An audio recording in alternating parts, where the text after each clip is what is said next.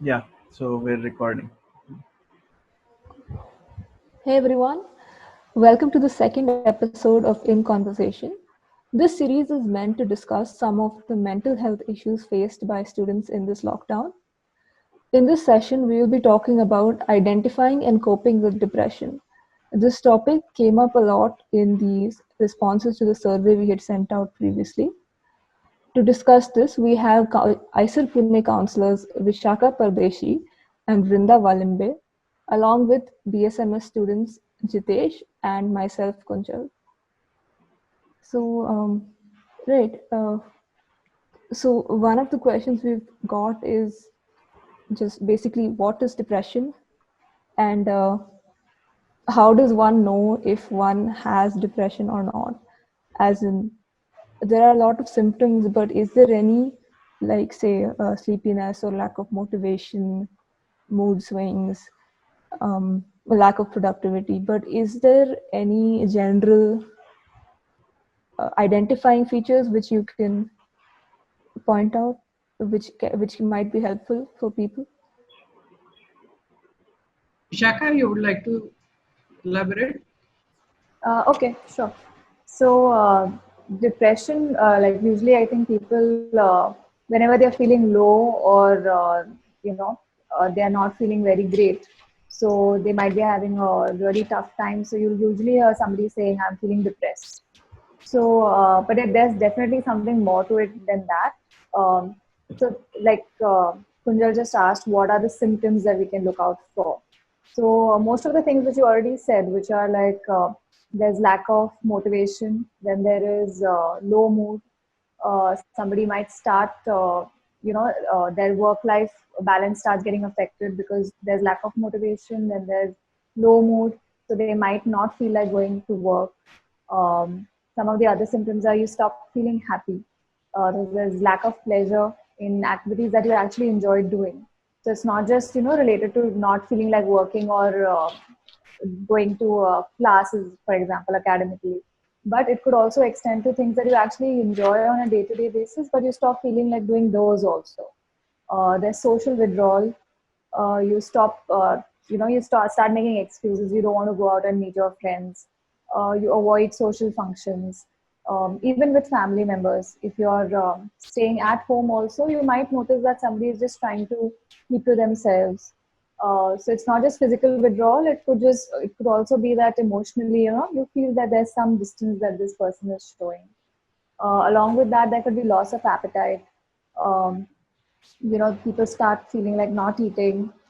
They will go, the whole day would go in just in bed probably. So now, I'm sure Brinda would also elaborate on that. But basically, these are some of the symptoms that you can see, and there are a few more, which I think Brinda will add to. The thing is that somebody experiencing depression or something that they might be experiencing in their day-to-day life, that they've experienced some kind of loss or like a breakup, let's say. So these symptoms are things that they also might experience. So I wouldn't say that somebody who's experiencing this is experiencing depression, because depression is something that will be diagnosed after a certain criteria is met. So we'll elaborate on that a little later. But these are some of the symptoms that a person with really low mood and maybe leading to a depression in the future may experience. I think Vrinda, you can also add to that. Yeah, like Vishaka has covered more or less. There is a sleep cycle also is disturbed. Many times you are feeling irritable. Maybe normally you are not in that mode, but you are more irritable at such times. And restlessness is there, hopeless feeling is there. So it makes sense to know whether anything has happened just before you started feeling low. We psychologists usually avoid calling it depression. We call it low mood. So when you have started feeling low, um, you can always think about, has something happened just before that, like monetary loss, or loss of a near and dear one, like Vishaka said, the breakup is there sometimes. So labeling your feeling or emotion, what you are feeling exactly, also makes sense because there is a spectrum. If you check for emotion wheel, then with depression there are lots of other emotions, like you are feeling sad, or you are feeling low, or you are feeling lonely. So all these go along with it. So labeling your emotion also is very important.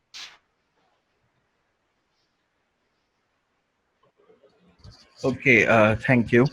So when a person is feeling like all of these feelings, like what are the sort of helps there are available, and or like how can they reach out?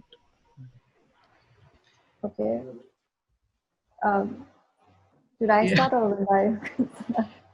Yeah, so the best thing is to first talk with someone who is close to you, your friend or your family member, and share what you are feeling, what you are going through with someone close to you. That is the first step you can take. And sometimes it's like for few days. So you can observe for few days, maybe you are feeling low because of something, somehow manage to go through.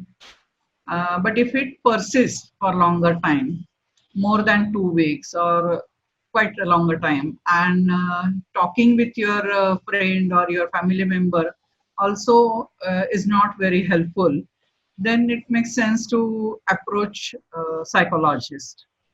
So for ISER students, you have option of approaching counselors. But wherever you are, like in current lockdown situation, maybe you will need to meet someone personally. So finding out a psychologist first uh, and approach. And I would also like to add that, rather than Googling symptoms and diagnosing yourself, it would be a good idea to just reach out to a professional. So, like Linda rightly said, that luckily we are there on campus. So, you don't need to look very far. You can always just meet us and, try to figure out what's going on. The very thought that came to your mind that maybe there's something up with me and I need to figure out what's going on. So I think that would be a first step. And yes, definitely reaching out to friends and family. So if you're not able to understand, maybe they will be able to better guide you. But yes, definitely Googling and self-diagnosing is not something which I Yeah, would recommend at all. I think all of us experience, a lot of people come to us with self-diagnosed, that I have this, I have that, and they're stressing over it because they they're not professionals, so obviously they don't know how to go about it, and Google is definitely not a helpful tool when it comes to that. yeah, yeah, From that. And if you're not on campus, like right now during the lockdown, I think you might have hospitals close by, and all hospitals nowadays have mental health facilities. So even if you're not able to understand where to go, so maybe you can go and approach a counselor there or a psychologist, whoever's available. If you don't want to, and you don't need to go to a psychiatrist immediately. You might just first go and talk to a psychologist or a counselor, and then let them guide you. So I think that could be a good way to approach that. yeah. So, in this regard, some people have asked that they know they have depression or they have been diagnosed, but it is becoming worse now, or say they are spiraling. And so, what would you say? How can one cope with such a thing, or what would you advise them to do? So since you already mentioned that we are talking about people who have already been diagnosed with depression, so they have already approached a professional and they are seeking treatment. So am I getting that right? Yeah, this is there have been a couple of questions like this that Yes, we so they've got. So already been diagnosed. So they know that they have depression. So it's not just something that they are experiencing a prolonged sense of low mood or their life is getting affected and they don't know what to do about it. So once you have that diagnosis, so uh, you have to, the first step is to continue with the treatment.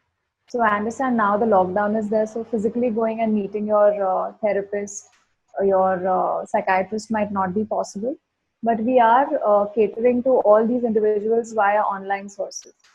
So wherever possible, if you can continue with your counseling treatment through this online mode or on a phone call, please continue doing that, because I'm assuming that you have seeked treatment, and it's not just that you were diagnosed and then you just left it halfway. Because this is something that needs to be worked on. It's not that you understood, okay, this is my problem, and then I'll just manage on my own. So if somebody who has been diagnosed needs ongoing treatment for a while, and that depends on the person who is treating them, be it a psychiatrist or a psychologist, and it's usually a combination of the two kinds of treatments. And so if it's possible, maybe it's not going to be like usually we have sessions once a week. Maybe if that is not possible, but at least having regular follow-ups whenever possible. So they will definitely, that will definitely help. And even medication, since I mentioned that some individuals might be on psychiatric treatment also, along with, because there are some individuals who might need some medication. So even doctors are online, they are helping with the follow-ups, renewing prescriptions.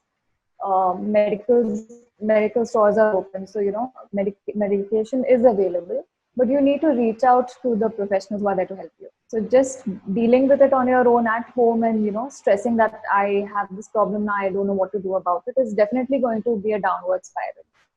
So you need to be more aware that there is help even in this time of lockdown, and how can I make the best of it, or what can I do. Yeah. Right. So, like joining the last two questions, like the acceleration of this feeling of low mood during the lockdown, and so like what I feel is that in either people talk about mental health issues the more, whereas in homes this could be a taboo topic. Yeah. So, how do people approach that? How do people talk to their families or like about these mental health issues?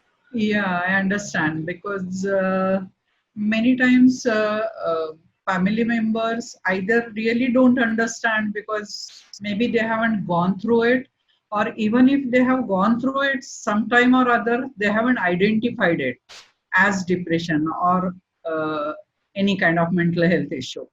And like you rightly said, there is still taboo attached to mental health issues.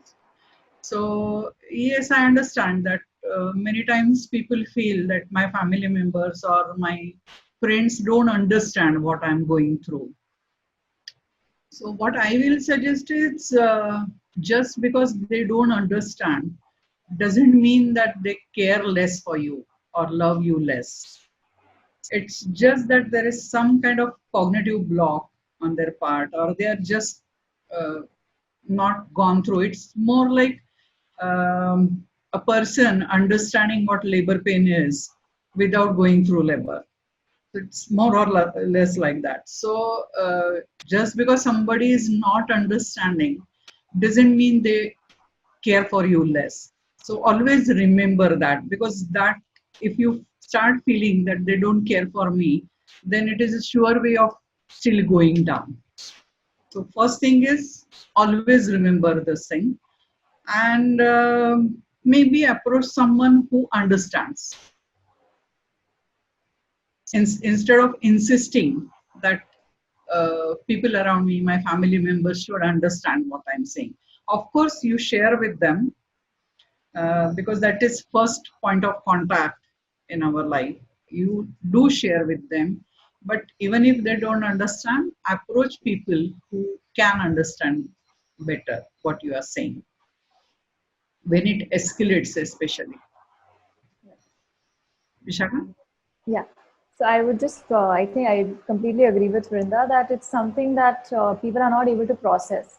So the first reaction usually when somebody close to you says, or you see somebody close to you not functioning well, or they actually, communicate to you that I need help with my mental health. The first reaction is denial. That so it's very difficult to accept something like that, and you see that even in cases where somebody has some physical illness. So usually, people are not okay with somebody around them not being okay. So you have to understand that it may, like Linda said, that it's not that they don't love you or they don't care for you. You have to also try to understand that it's coming from a place where they are really worried and they don't know what to do.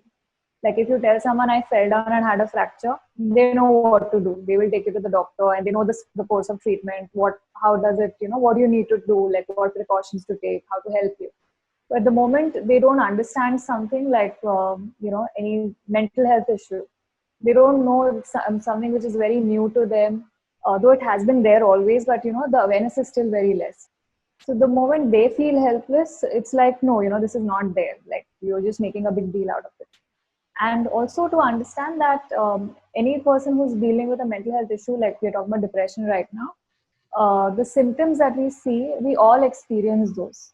It's just that when a person is diagnosed, the intensity is very high. The duration is very long, and it's something very intense. So I might feel low mood, or I might not feel like going to work. I might be absent from work for 2 days, depending on what triggered that. But that won't go on for a long time. But somebody with a depression or with depression also would experience that, and so people feel like, what is the problem? So they don't understand that the gravity of the situation that somebody who's actually experiencing depression is feeling. So, and it's something that is not seen, except unless you're seeing somebody the appearance. Like one of the symptoms is also people stop caring about their appearance. So if somebody stops being very well dressed, like they use, how they usually dress up, you might see that they're not paying attention to how they dress. Hygiene is affected.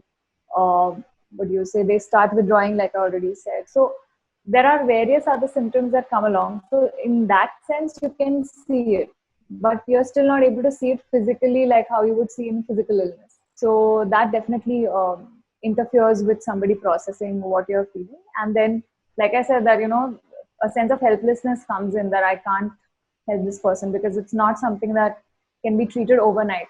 Or we can't tell you that it's a week and you'll be fine, like in case of a cold or cough or something. Even diabetes, for example, it's a problem that is maintained. It's not something that can go away. But people still understand that okay, you have diabetes, so okay, now we can, in fact, they support you. They'll stop you from having sweets. If you're having cholesterol, they'll stop you from having oily stuff, and make sure that they monitor your diet and give you all the support. So that is the same thing that needs to be applied to somebody who's going through a mental health problem. But because that sense of understanding is still, people need to come to terms with that. So that kind of interferes with uh, them being able to support you immediately. So I think to be prepared that the first reaction you're going to get is not going to be very positive or very supportive. And then rather than letting it deject you, like Linda said, approach somebody close to you who might you think who you might think might understand, and then maybe but still putting it out there to your parents that this is something. So maybe give them time to process it. So don't expect that you tell them and they'll immediately be fine, because maybe even you weren't fine with it. Like maybe you took your own time to come to a point where you were like, okay, I have this issue and now I need to do something about it. So it was not that you experienced something and immediately you were fine, that yeah, I have this, I have to go to the doctor or go to a psychologist. So being a little patient, it may be difficult to do that because you want people to understand you. But just if you start trying to understand that other side also, maybe it'll make it easier for you rather than add to your problem, that you're already facing. So, and surely they come around, because we have many times parents approach us, though they don't understand, they're trying to, make that effort that what is going on, how can we help? So they come around eventually. But that initial shock is something that you have to probably wait out, that, okay, let them process it. You have to give them some time. come to terms with it.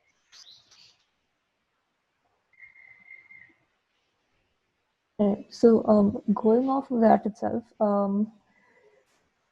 most of the so looking at it from the others perspective, suppose in this lockdown we know that it can be very tough on people, and we want to take care of our friends.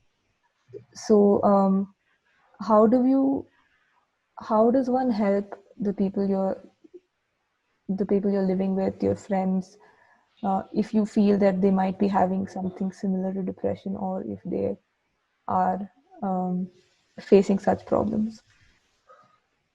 Because you'd mentioned that the main course of action is to get professional help, um, which, but is there any way for, say, the people around you or around the affected person to help them? Yeah, and If so, what are the, you yeah, go ahead. I would like to build up on her question. Is like, say if your friend one day messages you out of the blue saying that I don't see the point in doing anything, or I don't see the point in life. We're even going into, suicidal tendencies here. So what can we say in that particular moment to support our friend? And in general, how do we take care of our friends? Uh, can I, Vishaka? Yeah, sure. That's why I waited. Yeah. Uh, Basically, Jitesh and Kunjal, in today's circumstances, now they have started discussing about how to deal with corona, assuming that someday you are going to get it. So they are always suggesting that you have to build your immunity, you have to build your resistance power. And many times, with some people, their immunity by itself, like by birth or naturally, it is more as compared to someone else. So, in such circumstances, what person does is you are advised to take C vitamin or D vitamin, calcium supplements. So, the thing is, we don't look at mental health issues in similar way somehow. So, for building up our immunity and resilience, resistance powers, we do a lot of things. But sometimes you have less resilience. So, you are not able to cope with the situations in life, and that takes you to feeling low or feeling depressed. So, building up resilience also takes efforts, and it's almost like you have to boost it. And in physical health conditions, what you do is supplement with vitamins. Here, what you have to do is like practicing um, mindfulness or meditation, exercise. All these things are suggested by psychologists for building up your resilience power. So that is something which you can do, and I understand completely that even if you are advised to do certain things like exercise regularly, keep your schedules, keep set your goals, easy goals, set easy goals for you, but have daily goals set up for you, and make sure that you complete them. So these are all like have a schedule for your day. All these things are suggested to for boosting your resilience power.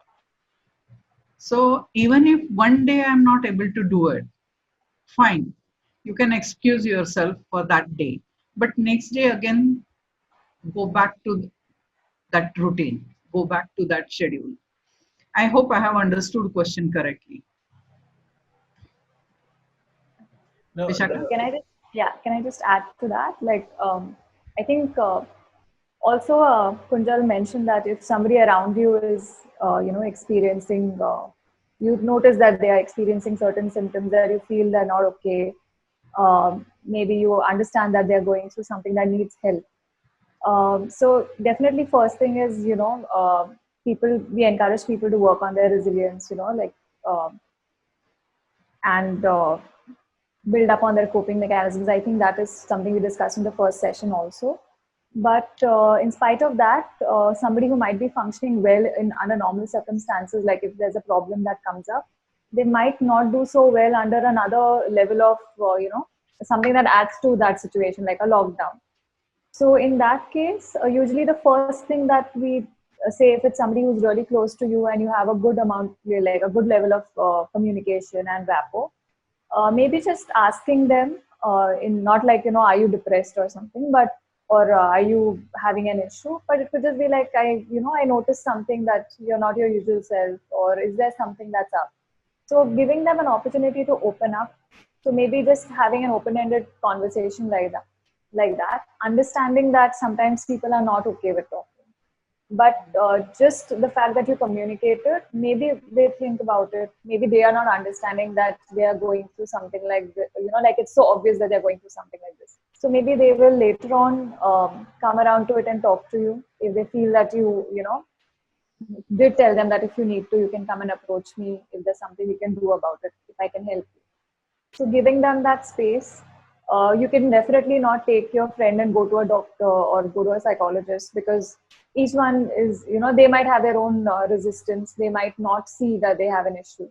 So you have to understand that there are things, and taking again from the first session, that there are things that are in your control and there are things which are not in your control. So however much you might want to help someone, there are limitations to that.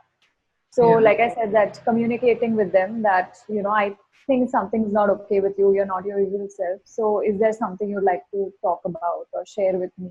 I'm open to that. Giving them time to come around to it. Maybe they think about it and they themselves go and get help.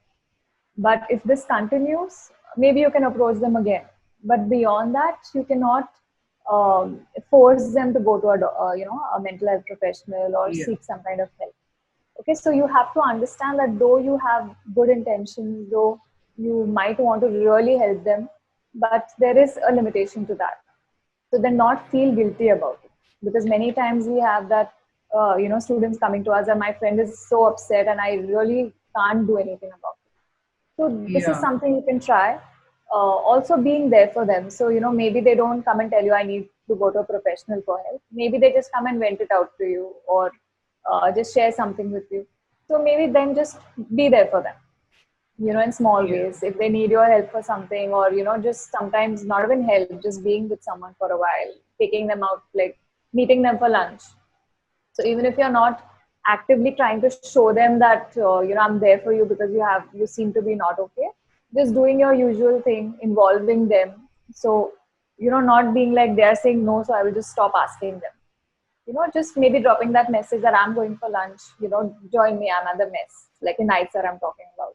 Yeah. So Yeah. if so in a way that they don't directly feel that you're just trying to, monitor them or observe them, but rather you're trying to just make it a little normal for them. So maybe they will try and make that effort to be there, or realizing that, okay, my friend is calling me so many times, maybe I should go. So, you never know how that might help. So these are small things that you can do.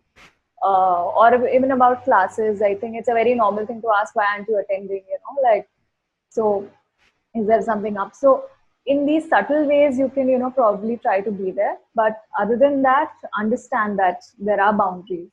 Unfortunately, you cannot do something more than that. So not feel guilty about it.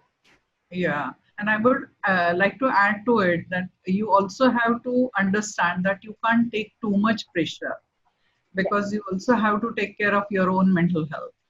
So it doesn't make sense that you take so much pressure, and because you don't see the results, because of that, you start feeling guilty, or you start feeling inadequate. So that should not happen. So those boundaries, like Vishaka said, and also understanding that this is how much I can do something, uh, also makes sense.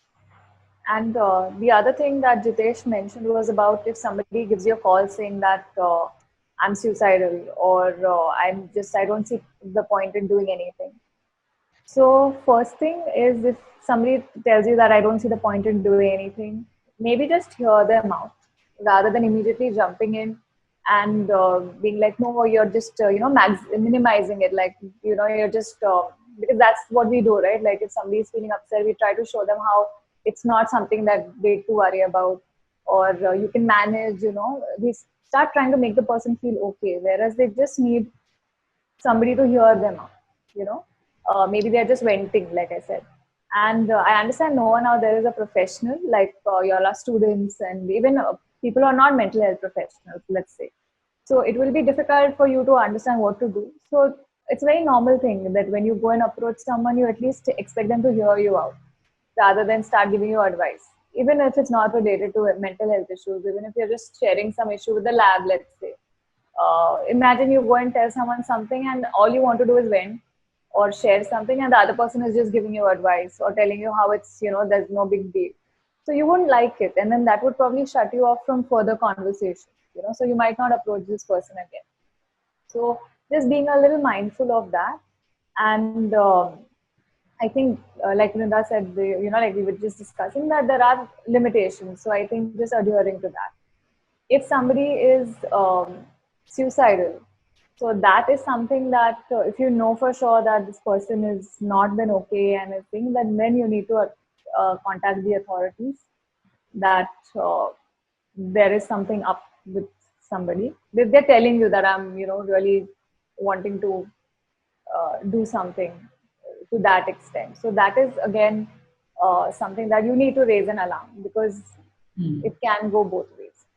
But if somebody is just talking to you and sharing things with you, so I think just be patient and listen. Like sometimes they only probably need you to listen to them. You might not have a solution to their issues, you might not have a and you don't have to have a solution to their problem. Yeah. That is something that uh, a professional might be able to do. So if somebody is open to talking to you like that, maybe seeing and gauging how they're feeling uh, in that conversation, or maybe later on getting back to them that, I think that if you want, you could approach somebody, just try it out. On campus, we have counselors, so why not give that a try if you're so not okay with things, or if you just want to figure out what's going on.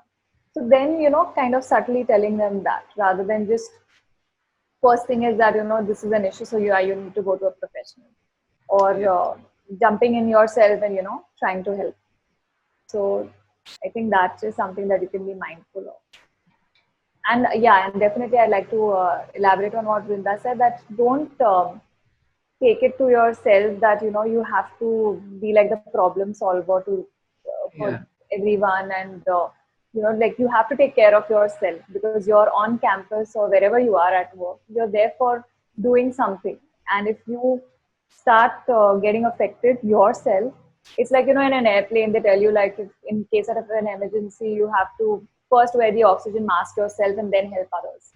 Because if you're not in a position to help others, then you're like not helping yourself, and there could be a detrimental thing for you and for others. So, so there's nothing wrong with taking care of yourself. So it shouldn't be like, my friend's not okay, how can I go and enjoy? Or how can I go to that party? My friend is not coming. You can't take away from your own life experiences. You have True. to maintain that, because it shouldn't be like both of you are then in the same boat where both of you are not doing well. So, yeah, so that is something that you need to be mindful of.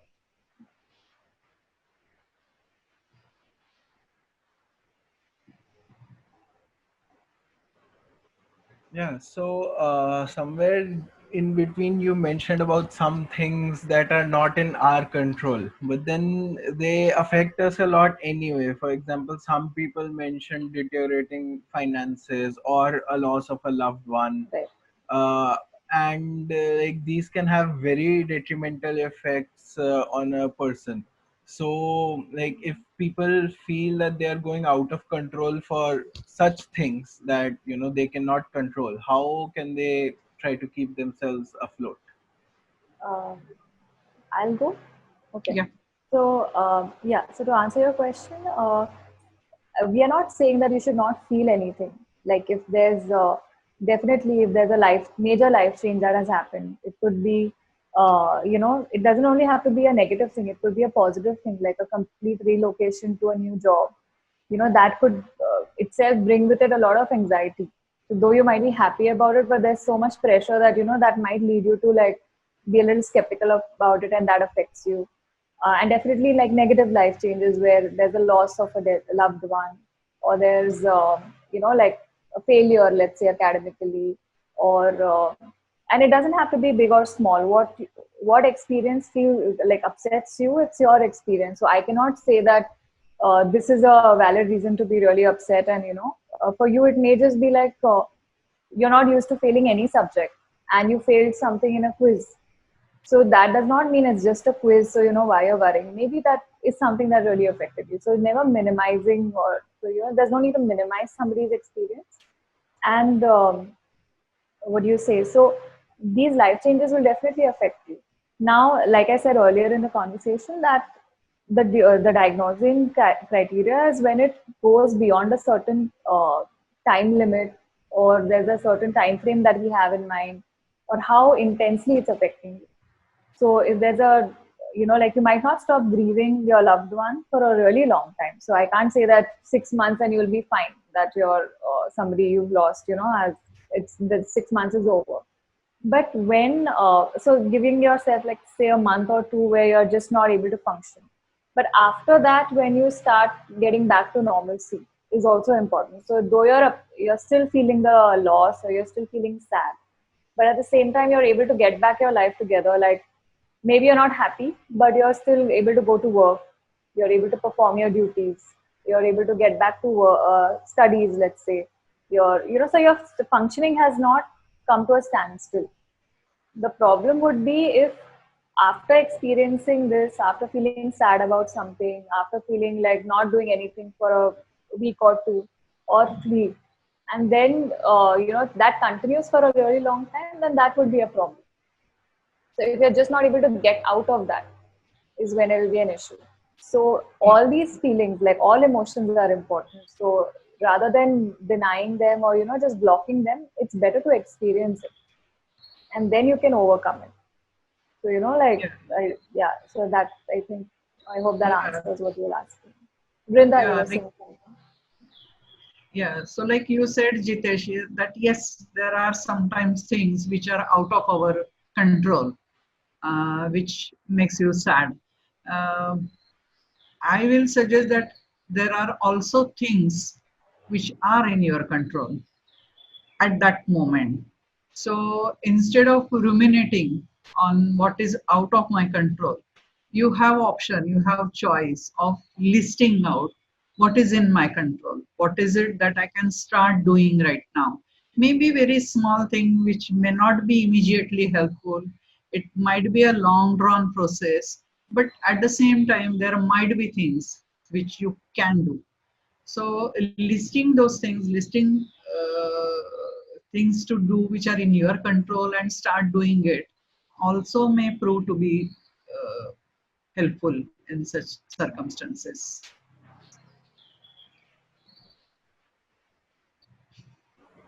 Just to add to that, like we spoke about, grieving someone. So that is definitely not in your control, even after, accepting it, that it's something which is permanent. But let's say some academic failure, or a loss of a job, or financial issues, like there's suddenly a loss of a lot of financial, like your situation has really changed or deteriorated. So that maybe at that point, like Vrinda said, maybe not in your control. And after a point, like like I said, that after you're kind of affected by it, and then you slowly start coming back to functioning. So that's when you have to sit down and think, what can I do? Because there are definitely things that you can do about it. So academically, you could probably see that, okay, what went wrong, listing that out. How can you approach things differently? What can, like, now what can I do to get a new job? So there are things which you can, then start focusing on that. So like being more solution focused at that point, rather than just you have like, there is a given situation now, what do I do about it, rather than just focusing on the situation at hand. Yeah. Okay. So I think like we've covered a lot here, and I think like it's the conversation has been going on for about 35-40 minutes now. Okay. So yeah, so should we pick this up in later episodes, or like what do you guys want to do? What is it? I couldn't hear the. Because I think like we've covered a lot of questions. We can discuss a little more, but like that depends. We could even like continue this topic next week around with some questions, because there's something like if faculty, how can faculty help, or how an inferiority complex ties into Yeah, depression and a lack of yeah. motivation, so that combine. So yeah, if you guys I want to think discuss it, we I can. think continuing discussion next week will make sense, because again these are Hmm. a lot of points Yeah. which will we will need to give some time to that. Right. Yeah. So And also, yeah, a normal attention span for humans is not more than 45 minutes. So this is already a long enough video now. So I think, yeah, definitely. I think, and it is an important topic. So I think giving it, we need to do it justice. So yeah, I think yeah. continuing with it next week would be Right. So then, thank you very much for joining this week. fine. Okay. uh, yeah, Thank you for having we'll us. see you again soon. Thanks a lot. Thanks, Thank Jitesh. you. Thanks, Kunjal. Yes, Thank you. thanks for touching. Bye. Bye. Okay. See you guys.